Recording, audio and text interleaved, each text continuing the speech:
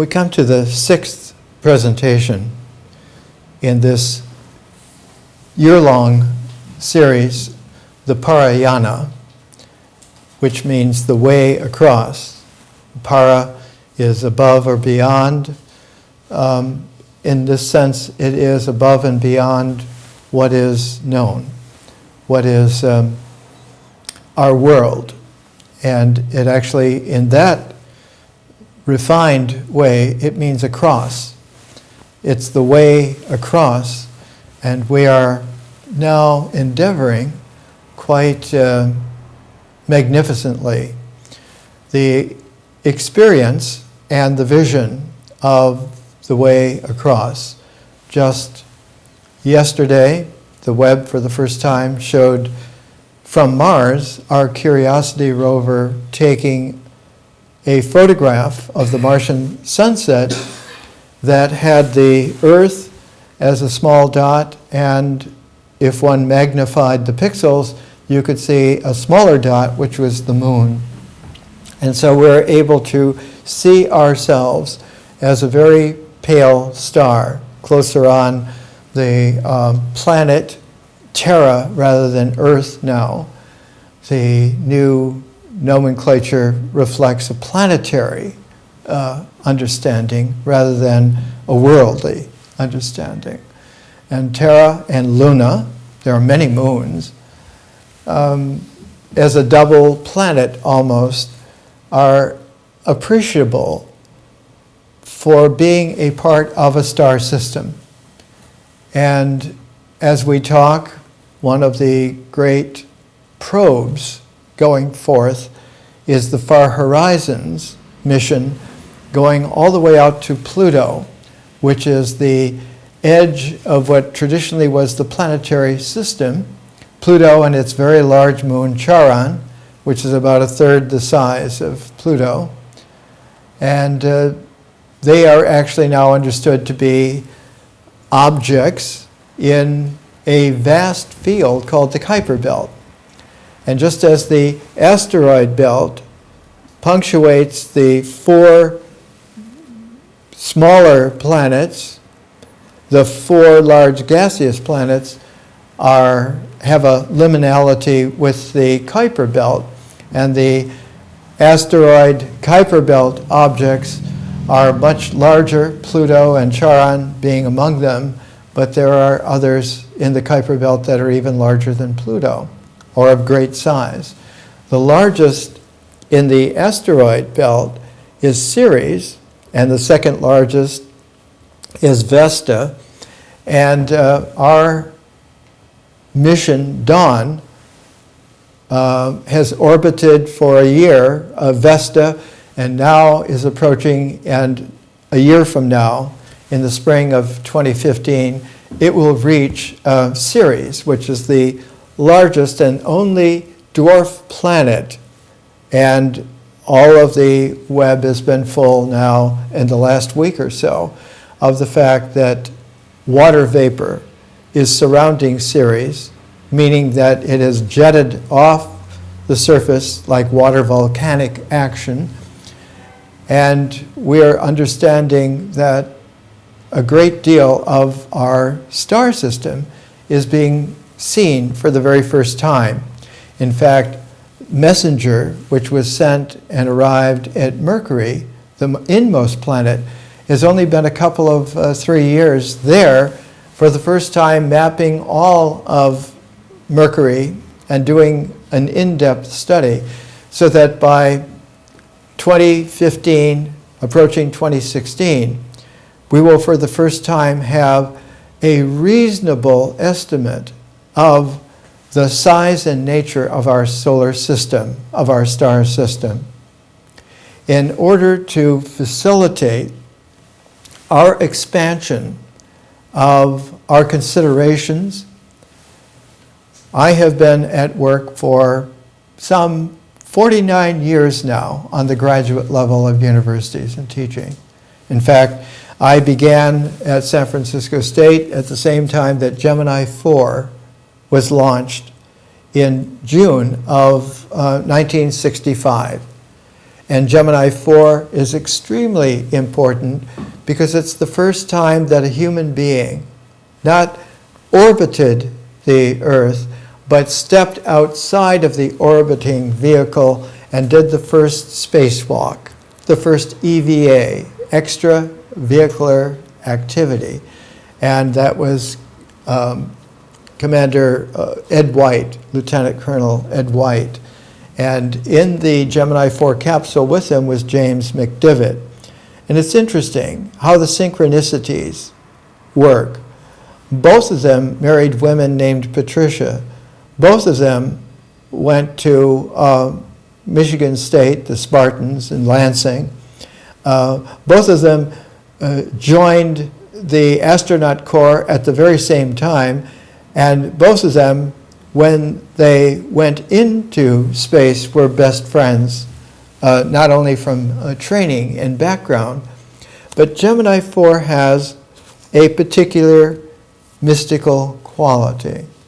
When Ed White exited the Gemini 4 capsule, he was scheduled to follow a pre-written plan, and that pre-written plan was jimmied, was not able to be followed because of a communications bug. The communications main switch was not able to function, and so they were going to an alternative switch to get sporadic communication. And it was in this way that there was a serviceable cover-up of something which was mystical. And that is, when Ed White had been out longer than anyone had supposed, and the cover-up story included fiddling with cameras and angles and trying to take photos, especially back on their Gemini 4 capsule, that he did not return in time. In fact, he had to be shouted at to get back in the capsule, both by Capcom, and the Capcom person at that time was Gus Grissom. And both he and McDivitt were yelling at White to get back in.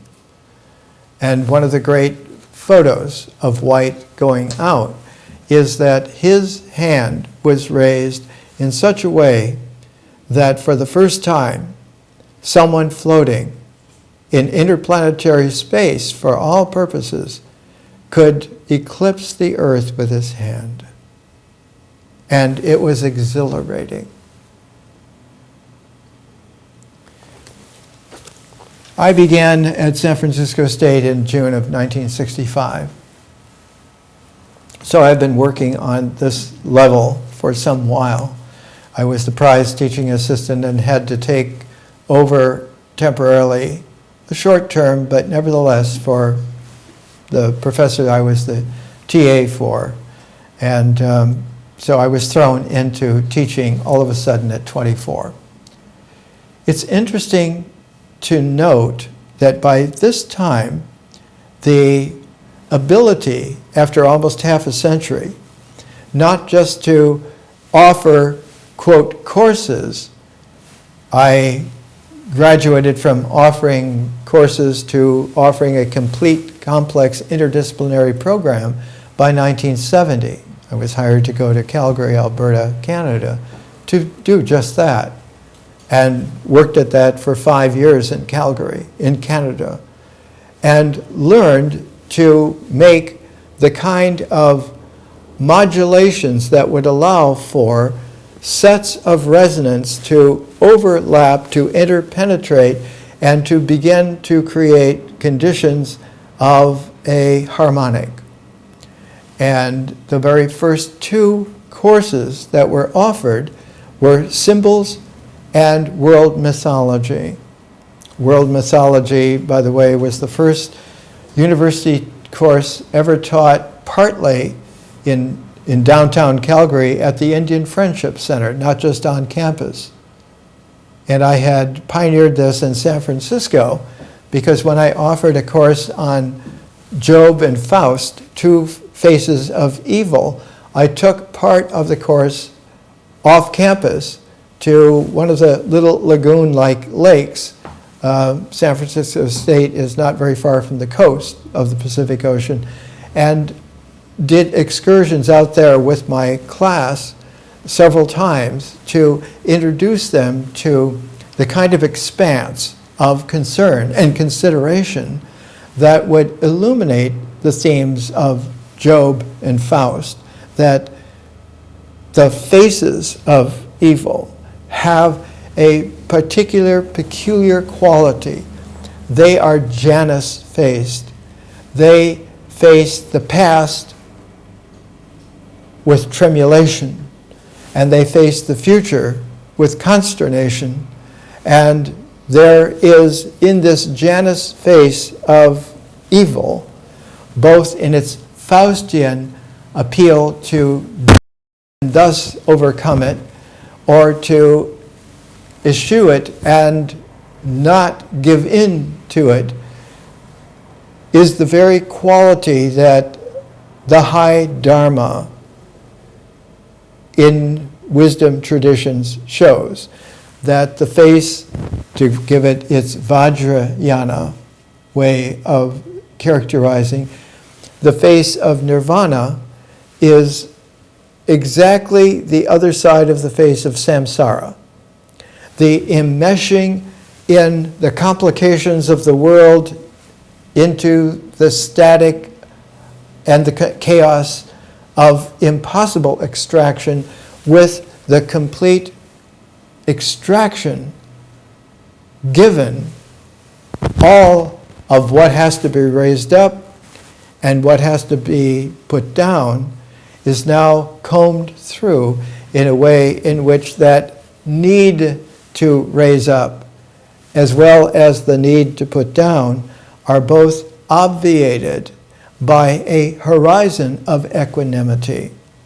It is this zero horizon of equanimity that is able to subsist even though it is invisible to the rhythms of energy, and that energy of which there is a sine wave rhythm is the first dimension of time, as we have talked about.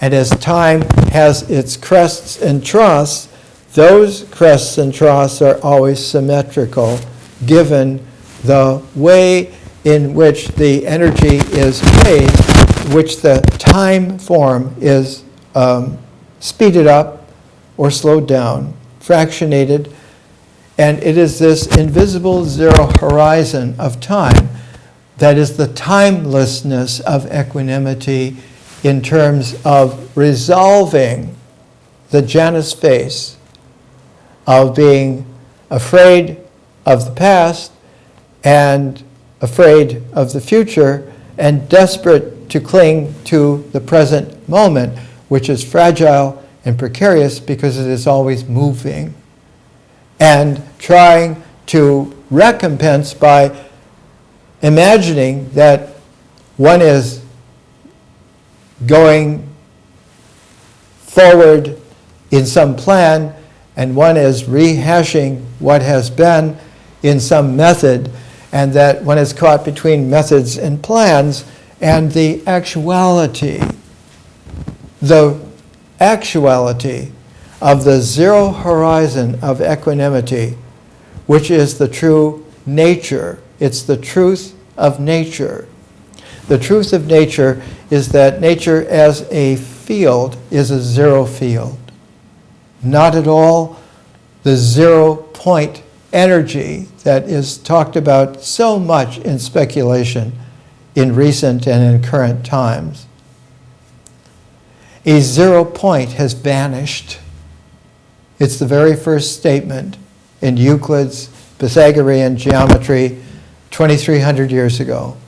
A locus is a point of no dimension. When it moves, that is the first dimension, and that point describes time, which is a zero horizon, which is dynamic. If one segments that movement it becomes a point that has described a line, and one can develop plane geometry because that line will be able to characterize a plane. And so the beginnings of visualization geometrically are several transforms from a zero field dynamic into a point of zero dimension moving, and that movement now has been characterized by an insertion of making a line, because this line begins here and stops there. And one can connect then the endpoints and begin to make shapes, and one of the first shapes one can make is a triangle. Or one can take a point which has become, by this time, phenomenal or existential in terms of geometry. One can then take a compass and put the pivot on the point and circumscribe a circle so that it is a curved line. And one then has many things that one can do with circles and lines, points, angles, and so forth. What the higher wisdom intends to be appreciated is that fermentation of the mind makes it clear that space blossoms instantly out of the zero dimension of time, but that time spontaneously occurs and doesn't occur. It both emits and absorbs. It both comes into play, it is out of play.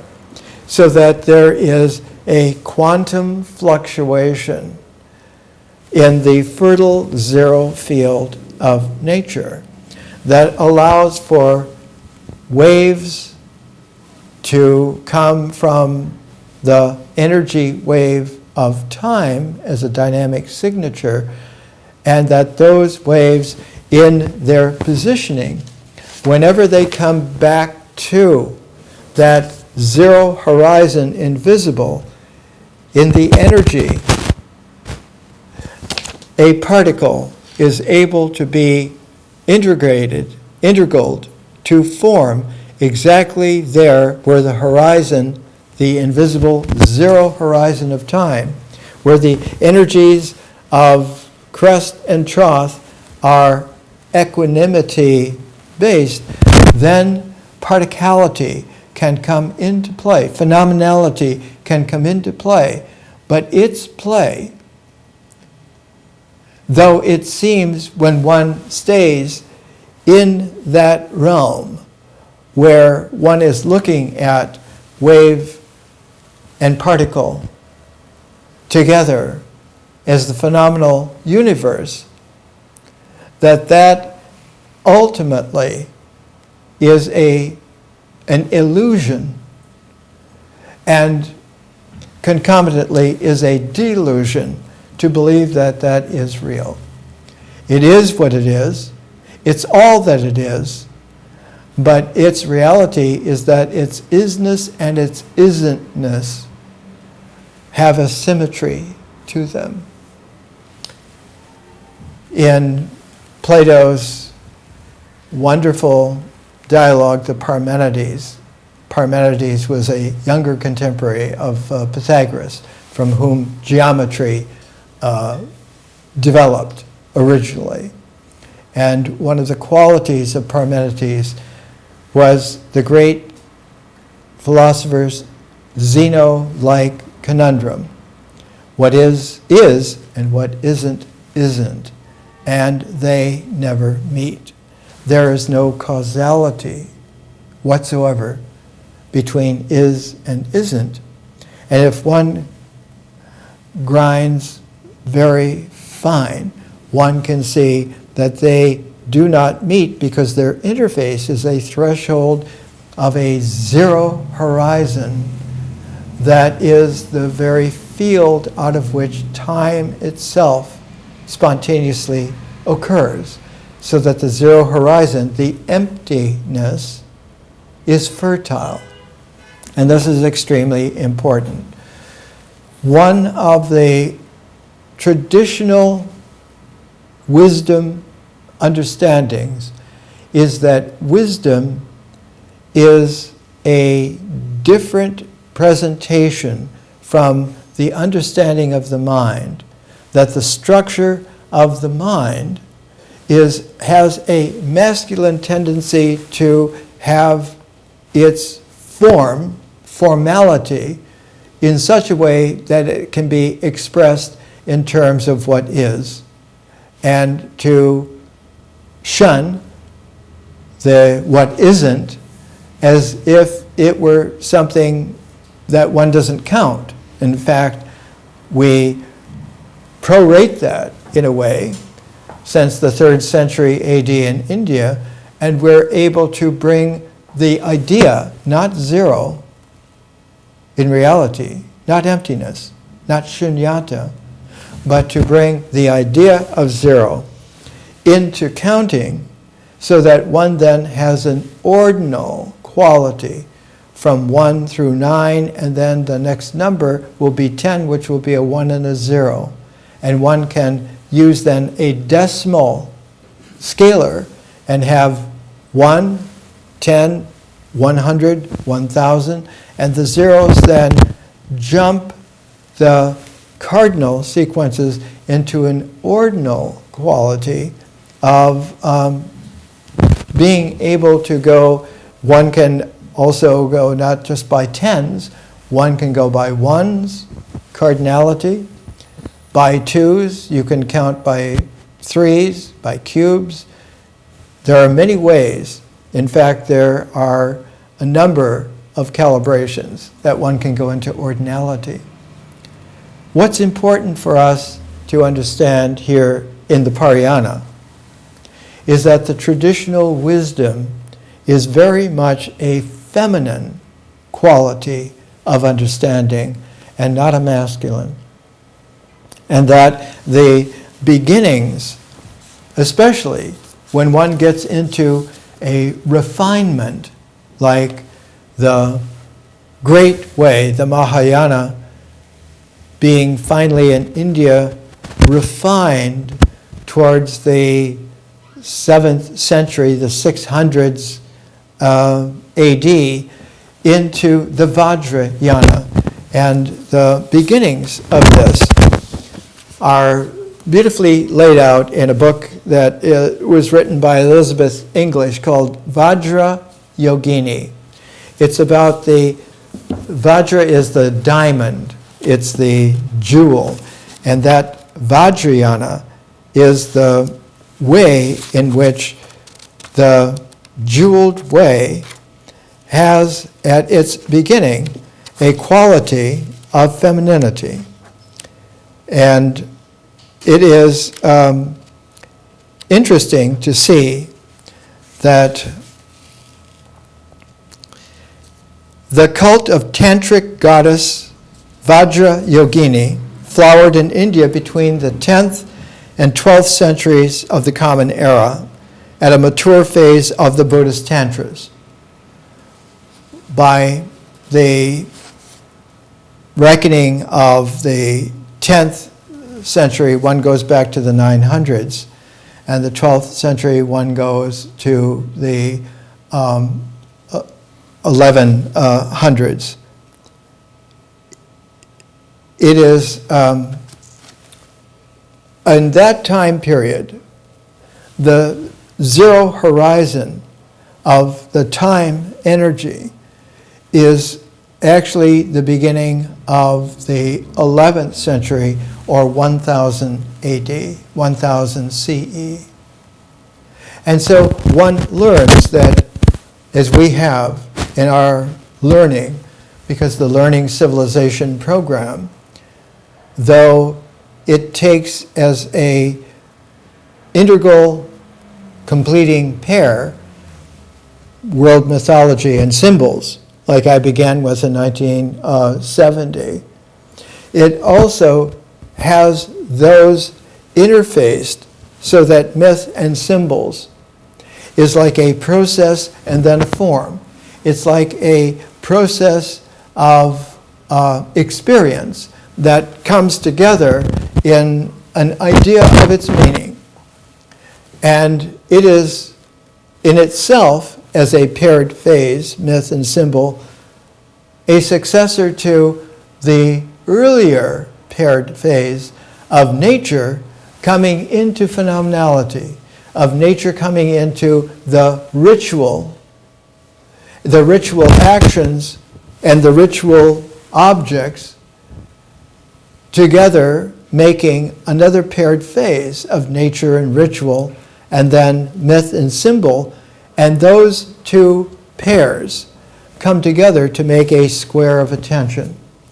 Just so in mathematics, if one is dealing with the universe in a very comprehensive mathematical way, and one uses the language of mathematics, the squaring is the quality of space itself, of the way in which to mathematically then express something, like in the equation E equals mc squared. It's the square of light, the velocity of light in a year. It's that square that makes it then able to have the fabric of space. So it has the time signature that has blossomed already in the squaring to space. But if you put together two squares together, in math, it doesn't make a minimum bit of sense. But the quadratic, as it's called in mathematics, that quadratic is able then to understand that something else has occurred in the integral that mathematically is there, and that is a mathematical understanding, the idea and the language expressing it, that something has occurred, so that when you get a squared plus b squared equals, it equals not 2ab squared, but a squared plus b squared is able to have two expressions of the a and b squared, and then also have a 2ab in the emergence in the equality, in the equation. That 2ab that has come into play, has come into mathematical play, has come into the mathematical expression of actuality, is the indication that there is a quotient of interaction that has happened. And that it also, because it is a part of the integral process, acquires particularity that can be seen in the mathematics. So that one then begins to understand that E, being the energy of time, equals mass times the speed of light squared. E equals mc squared. But there is in that play another aspect that needs to be indicated mathematically, that the relativity mathematics that was used by Einstein in the specific theory of relativity in 1905 had to be added to, and so one had the general theory of relativity a little later, that there's something else that comes into play. That something else that comes into play is exactly the quality that comes into play in terms of time and space in the universe. And that particularity in the general theory of relativity is consciousness, which can be given its mathematical expression. But largely, like the zero horizon of time in the signature sine waves of energy, it's a zero horizon that can only be there understood as a special ordinality. It allows for a recalibration, for a change, a shift of scalar, and that's what we're doing here constantly in these presentations over now almost a half a century, to comb out what was previously settled for, to get the snarls out, to show that the expansion of dimensions factors more and more into understanding, visioning, theorizing, and going all the way back to recalibrating nature, ritual, myth, symbol, to seeing that vision opens out into more dimensions, and in doing so gives us a closer and closer, not approximation, but arrival at reality. And so the feminine wisdom is actually the teacher of this conscious interplay with the masculine ideation plans, with the masculine way of calibrating. And so the Vajrayana was begun because the understanding that one moved from a thread that one followed, the path integral. Sutra in Sanskrit means thread. It means the path integral. Richard Feynman was one of the masters in the 20th century of how to work the feminine consciousness into the play of mathematics, so that instead of just having the traditional math that already had become proliferated with all kinds of developments, to give a completely new language, the Feynman diagrams, the squiggles and the intersections and the bisections and the coming together and the going apart and the interaction. All of this is like, as Elizabeth English shows in her great volume on Vajrayogini, the beginnings of transforming from the sutra to the tantra, from the sutra of following a masculine thread, even though it is proliferated so that it is many threads that can be woven into a fabric, the fabric of space-time even. When one brings consciousness as the feminine wisdom into play, one then has a tantra, not a sutra, however structured.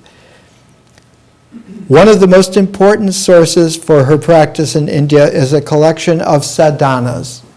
Sadhanas are the practical ways which can be used to bring you to the threshold, even sometimes seemingly to the brink, and one must then cross over. One must go over the gap where the isn't,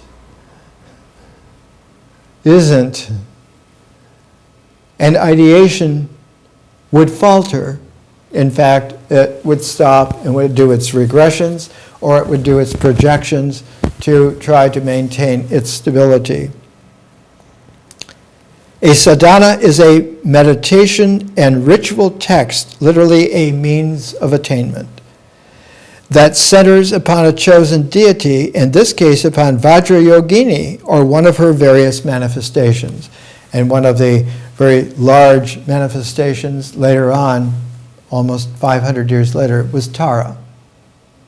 There are white Taras, green Taras, blue Taras. She is the savioress She is the way in which one can understand that the sutras are important and that they come to a distilling transform into the tantras.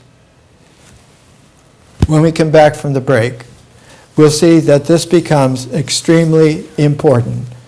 The most powerful early India to Tibet as a sage was Padmasambhava, and he had two Vajra yoginis. He had Yeshe Tsogyal, it's called Sky Dancer, and he had the Princess Mandarava.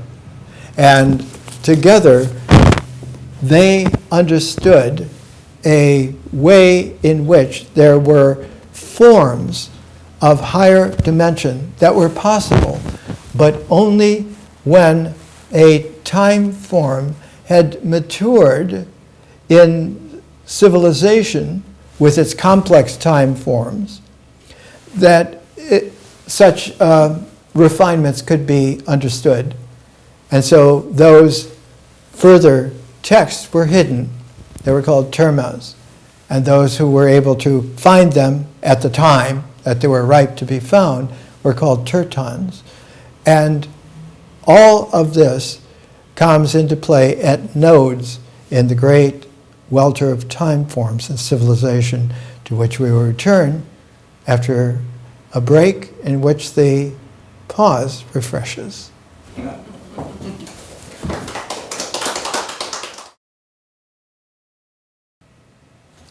Let's come back to how we began by pointing out that Gemini 4 was the beginning of man in space, not just being in a capsule in orbit, but of exiting the capsule for the first time, the first EVA in world history ever on this planet for a human to step out into the universe and to discover that he had floated into the cosmos. And Ed White holding his hand up and eclipsing the entire world, that the species and all species have only known, found himself free in an elation that caused him to be yelled at to come back in after some while. He was scheduled to be out 15 minutes. He was out 23. How the development of my teaching beginning in June of 1965, about this time at San Francisco State, when I was hired to go to Calgary, Alberta, Canada, to design an interdisciplinary program. Initially, it was thought that we might eventually have 16 courses, but we began with 3 to braid them.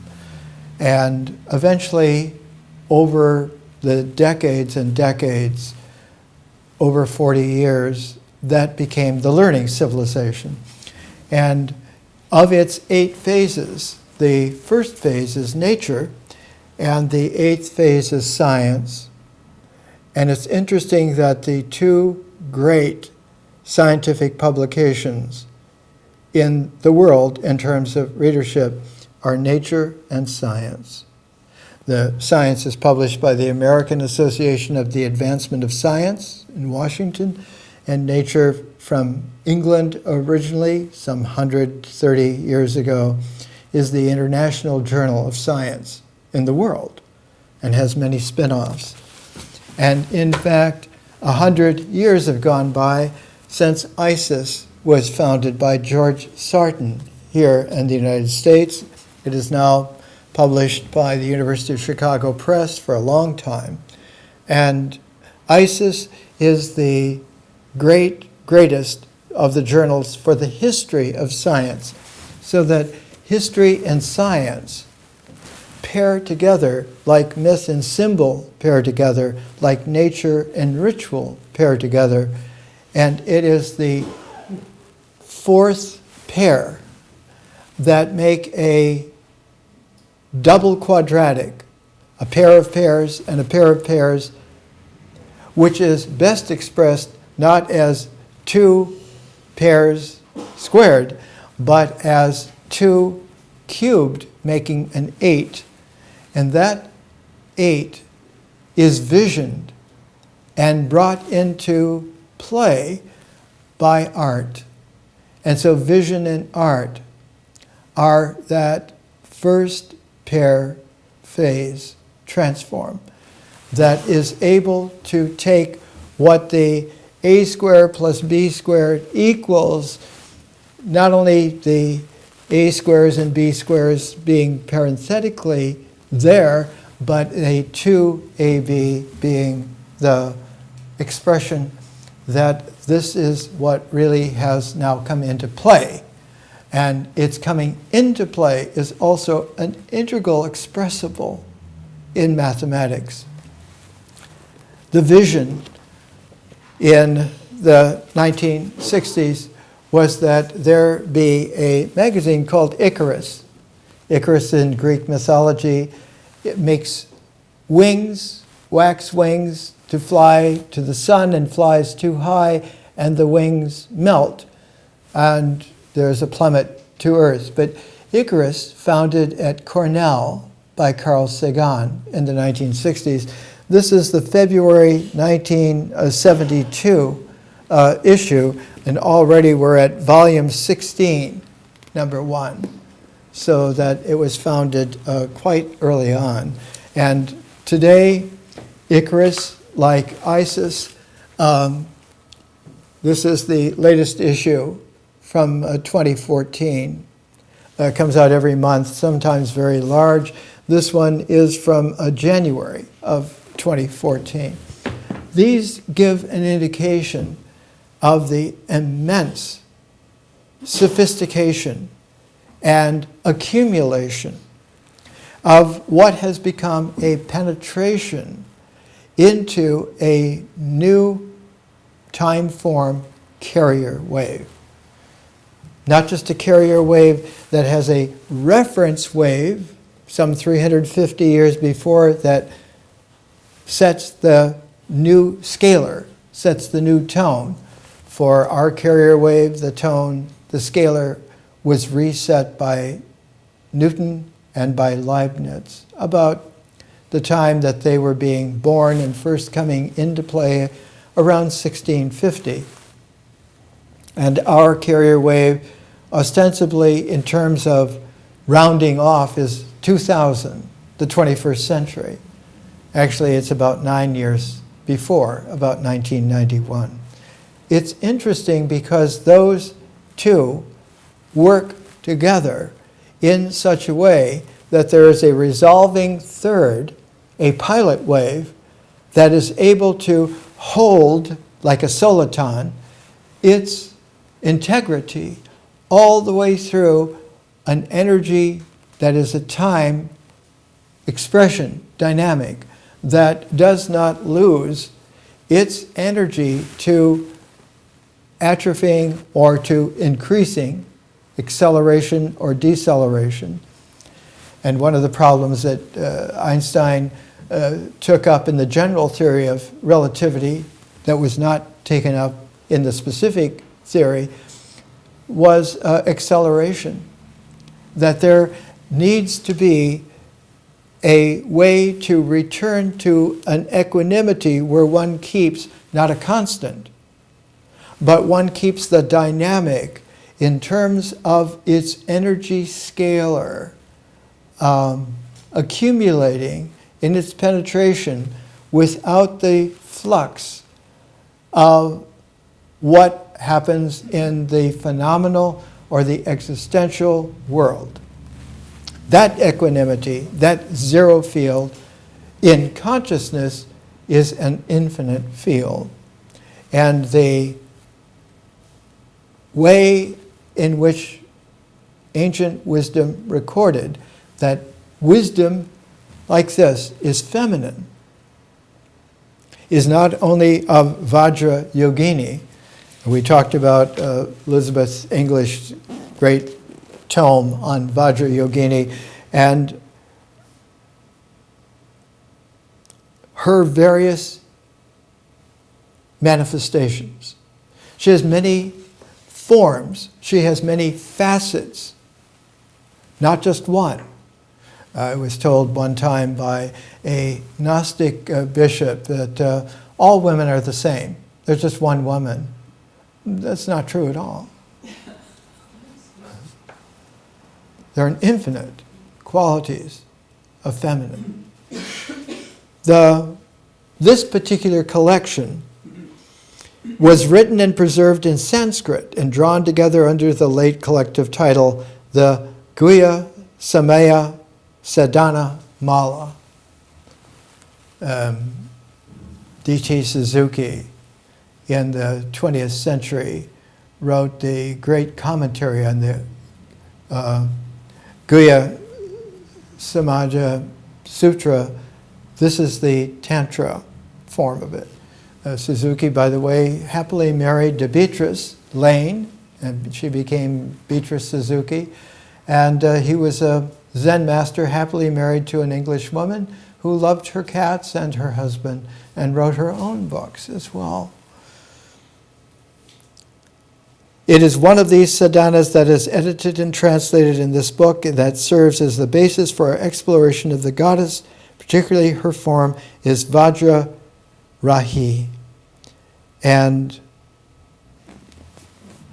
it is Vajrayogini, is Vajra Rahi, that in this late collection, 46 documents from centuries of commentaries, and the early expression was almost always in a poetic. They were almost always in, not verses, but in hymnal-like poetry. The quality is one in which you find a very peculiar quality. Last week I brought one of the founding of the revival of the early Padmasambhava form of Buddhism, the black hat Buddhas, Bodhisattvas. And Padmasambhava in the 600s, in the 7th century.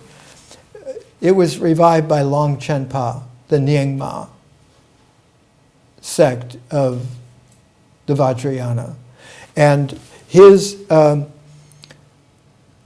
looking deeper, Swan's questions and answers, is actually in its Sanskrit title, The Rain of Questions and Answers, that we talked about last week.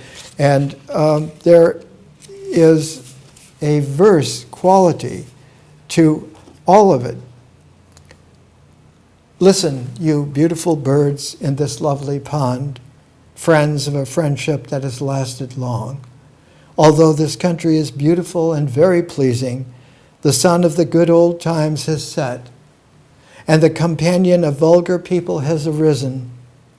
The Padma lotus of sincere people has closed, and the Kumuda lotus of evil behavior has opened.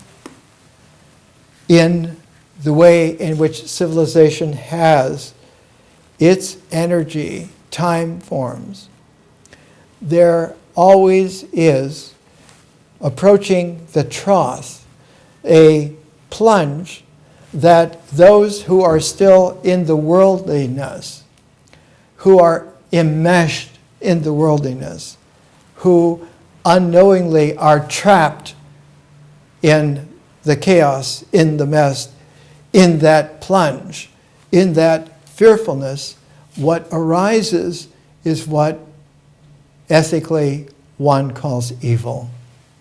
And the face of evil is to panic that the old is not being preserved right and the new must be warned right in order to get back to what is now clearly devolving, in fact vanishing, dissolving, in fact evaporating.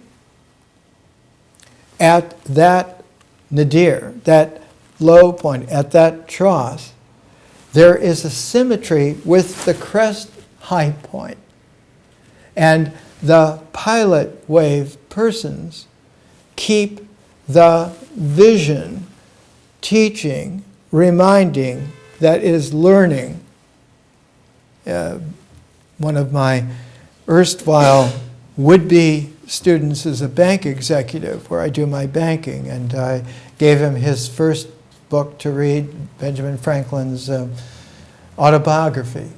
And when I saw him on Monday making my banking, he smiled and gave me a quote from Benjamin Franklin's autobiography. "If you show me, I will forget. If you tell me, I will forget. If you show me, I will be interested. But if you teach me, I will learn."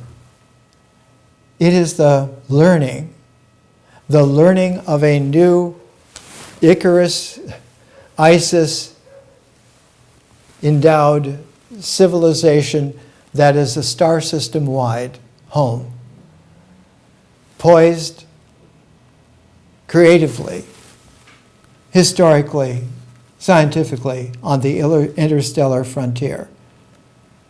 Voyager 1 already is in the interstellar medium. Voyager 2 to soon join it. Pioneers 10 and 11 are approaching that.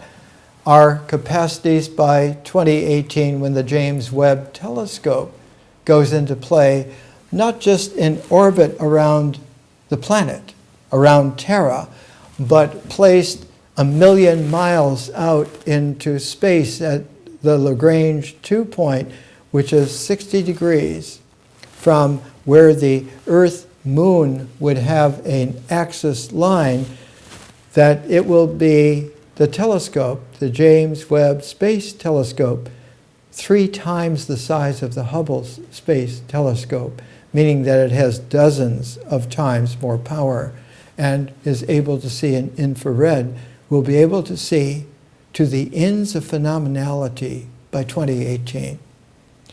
What happens then is that the universe transforms. It is not limited to the phenomenality. Experience is not limited to the existentiality. Our endeavor is not parenthesized by practicality. There is more outside of that than is imaginable. Curiosity taking a photo of the Earth and Moon from Mars shows them to be just specks of light, very pale. You have to have very large pixels and refinement computer-wise to even detect them. It is all of that the feminine wisdom in the Vajrayana, it's Vajra Yogini, who becomes then embodied, manifested in Yeshe Tsogal, Princess Mandarava, in Tara of the various colors, and eventually all of this occurs at the same time as this was being developed, at the same time that the beginnings of the way in which the sutras of the Mahayana were beginning to come into play. One of the earliest works in the Mahayana is not a sutra, but actually in Sanskrit would be called a shastra. The Shraddhopada Mahayana Shastra by Asvaghosha is sometimes called a sutra, but it's really a way of understanding the commentary as a work in itself. It's a shastra, rather than the sutra, which has a poetic to it. It has the repetitiveness sometimes of an early quality of the poetic, but as it goes on, it spreads out and becomes more and more a high poetry. The concomitant at that time in the Hermetic tradition was the figure of Apuleius, who was born about a generation after St. John had his passing on, around 101 AD. And Apuleius lived some 60 years. He lived into the mid-180s, almost 190 AD. His great work is the Metamorphoses, sometimes called by its Roman title, the Golden Ass. It's about a masculinity that is reduced to a donkey by being encaptured in the world, by then having to live through as a golden ass, golden because of being a prize, is not really a donkey, not really an ass, but acts like it, but thinks like it, is convinced that one has the identity of it. And in book 11, after 10 books of the Golden Ass of this, book 11 is the salvation and conversion to Isis. A sudden fear aroused me at about the first watch of the night. At that moment I beheld the full moon rising from the sea waves and gleaming with special brightness. In my enjoyment of the hushed isolation of the shadowy night, I became aware that the supreme goddess wielded her power with exceeding majesty. Because the moon, the full moon especially, when it has its origin, when it first comes out of the dark moon, that first sliver of light is the Isis moon. The thinnest sliver crescent is the Isis moon. And she is the beacon of wisdom that one approaches the full moon, that one comes out of the dark moon, which is a part of the energy, orbital quality of the moon from the earth, of Luna from Terra. And when he sees her,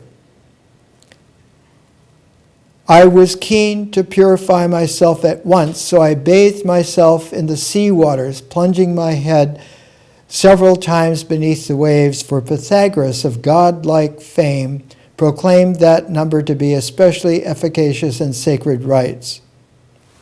10. Then with tears in my eyes, I addressed this prayer to the supremely powerful goddess, Queen of Heaven. At one time, you appear in the guise of Ceres, beautiful and primeval bearer of crops. In your delight at recovering your daughter, you dispensed with the ancient barbaric diet of acorns and schooled us in civilized fare. Now you dwell in the fields of Eleusis. Isis in Greek became Demeter, and her daughter, the next Demeter, was Persephone. And so it is a passing on through a part of the inheritance, the DNA affecting cellular development and growth has the ability to convert enzymes into energy utilizing proteins only because of mitochondrial. The mitochondria in the cells is the only way in which one can pass on this ability to utilize the energy of phenomenality into the play of life on the cellular level. At another time, you are the heavenly Venus, Aphrodite. In giving birth to love, when the world was first begun, you united the opposing sexes and multiplied the human race by producing ever-abundant offspring. Now you are venerated in the wave-lapped shrine of Paphos. That's on Cyprus. It's on the southwestern coast of Cyprus. It's where two sons of a man were born. One was named Barnabas, because the father's name was Nabas, son of Nabas, Barnabas. And his brother, Cleophas. Cleophas was the husband of one of Jesus' sisters, Mary. And their son was named John Mark, and he grew up to be Saint Mark. So that it is this place on Cyprus, at Paphos, that when Saint Mark was invited to join Saint Paul going to his missionary work with Barnabas, at Paphos, Saint Mark had a vision that this was not right for him to do. And when they reached the mainland, which is Turkey now, not that far away from Cyprus, he stopped going with Paul and went back with permission from his uncle Barnabas and went all the way back to Palestine and resumed his ability to be the amanuensis, the scribe for Peter. Peter could not write very well. Saint Mark, as a young man, was raised in the early years of his maturing by the brother of John, Saint James. And Saint James taught him classically. That's why the gospel, according to Mark, has so many Homeric qualities to it, and structure and everything. And it's from that learning that one begins to see that the intellectual excellence of Saint Mark comes from Saint James, from that kind of a tradition. All of this is that the feminine facets give wisdom a quality, so that you have monographs like this. This is from the American School of Classical Studies at Athens, published by Princeton University Press, Attic grave reliefs that represent women in the dress of Isis. Because in going into death, into the funerals, into the burials, into the catacomb structures, into the underground structures, one has become a Persephone to one's own aspect as a Demeter.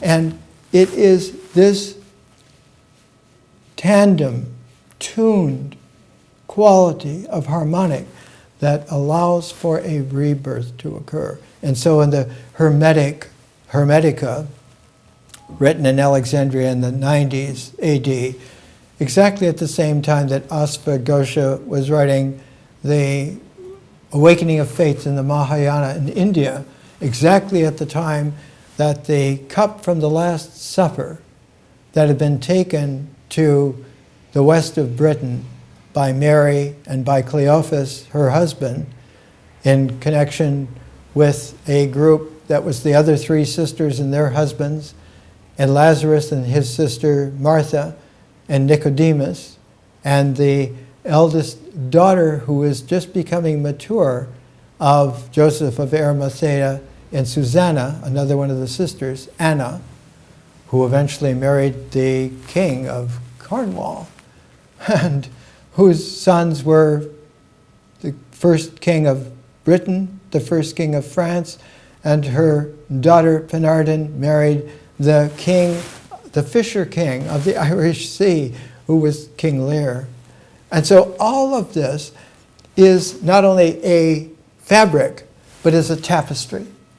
Is a tapestry of history, of historicality, that needs to be combed out, not only of the mythos that has been degenerated, but to restore the mythic horizon of a truer oral language, of a truer image base. so that the integral of it is not a lumping together, but it is an integrating so that the way in which the isn'ts interpenetrate equally with the is's, and one gets that separating gap that allows for letters to be different from each other, that allows for words to be different from each other, to give the articulation of spoken language in its diction, in its poetic, and the written language a deeper meaning, not just between the lines, but between the words, even between the letters, so that when the Prajnaparamita Sutras began coming out after Ashvaghosha, they became both proliferated to large size. The Prajnaparamita Sutra is 100,000 verses and runs to hundreds of pages. The smallest one is the letter A. In all of this, the first medium-sized, the Ratna Gutta Samkhya Gatha, not a sutra, but a gatha, an ancient word for the poetic vehicle that delivers within it as gems like rings on the finger, the mantras. And the mantras are the way in which a poetic gives the shape of expression. The individual mantra, the first time that is used in this way, it was pronounced in the language of that time, the first written language in that part of the world, Avestan, Central Asia, what is today Uzbekistan and Afghanistan, by Zarathustra. In his Gathas, he shows that the right way to speak to wisdom through the feminine and the masculine brought into interplay, not just together, not just woven as a fabric, but as a sophisticated tapestry that can come alive, that has a livingness to it. That was written about 1925 BC, when Zarathustra was 75 years old, had married the king of that part of the world that we call Afghanistan today, in his capital city that is called Kabul today. And so Zarathustra wrote his Gathas, out of which the accumulation of precious qualities, Gatha, was written as the first great Prajnaparamita Sutra, about the time that Apuleius was being raised and born in Greece. At the very same time that Zarathustra was 75, his co-carrier wave, Abraham, also born about the very same time, and at the same time, 75 years later, in 1925 BC, had the vision of the Holy Land and packed up everything and went, one for the Holy Land, one for writing the grand poetic, the Gathas, plural, there are 4 of them, and that in that the developments were such that they came into a harmonic, and that harmonic developed by the time that several generations had gone by. In fact, one can count from Abraham to 1, 2, and at 2, that grandson generation, that granddaughter generation, makes 3. And that 3-generation, like a prong of a fishing spear, is able to go fishing, is able to bring out of the samsara, the chaos, the fish, the nourishment, the survival, the ability to come into play. Abraham himself had 3 wives. He was given Hagar, his Egyptian servant, to his wife Sarai to have a child, and had Ishmael. And then Sarai became Sarah when she had a child, finally, Isaac. And then when Sarah died, she passed away, Abraham married a 3rd time, and that 3rd wife was Keturah. And Keturah gave Abraham 6 sons, so that there were 7 sons other than Isaac from Abraham. And those 6 sons plus Ishmael, those 7 sons, 7th son, are the origins of Islam. And one of those sons from Keturah was the first time that a female was born into that lineage, and her name was Sheba. And later on, more than a millennium later, the queen of the land of Sheba was the one that went to Solomon, who was the millennial inheritor of Abraham, and joined and made a son together, who was the carrier of that whole patriarchal energy. And he went back to Sheba. He went back to Africa, back to Ethiopia with it. Ethiopia and Yemen, but mainly Ethiopia. And took with him at that time Menelik. And Menelik took with him the Ark of the Covenant, which is still there in Ethiopia. It's in a rock-cut church that goes down into the solid rock, and it is still there. And the inheritors, fighting inheritors of Solomon, the other ones, split the kingdom into Israel and Judea. And that split is here today, as the Palestinians and the Jews of Israel are split to this day. Has never been healed, has never been combed out. Now with a new carrierway, understanding the planetary nature, not the worldly nature. Now we can comb that out.